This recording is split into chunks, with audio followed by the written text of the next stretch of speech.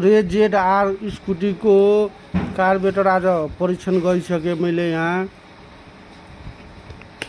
अब हाल्न बाँकी छ, हालेर के कस्तो रिजल्ट आउँछ त्यसपछि म तपाईहरुलाई भन्छु।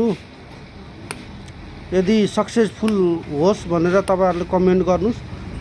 सक्सेसफुल भयो भने तपाईहरुको पनि स्कुटीको यामा चढ्दै हुन्छ भने थोरै खर्चमा कार्बोरेटर फेर्नु पर्दैन, थोरै खर्चमा राम्रो हुन्छ र राम्रो भयो भने भोलि मैले पनि काम गरेकोमा जस पाओस्।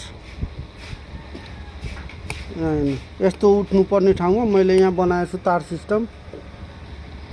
तपाईहरुलाई पनि राम्रो होस्, स्कुटी थोरै खर्चमा राम्रो पिकअप र राम्रो कुदोस्, त्यही मैले आशा गरेछु। तपाईहरुले पनि कमेन्ट गर्नु र यो भिडियो शेयर गरिदिनु सम्पूर्ण यामाहा दाजुभाइ चढ्ने स्कुटी बाइकहरुमालाई।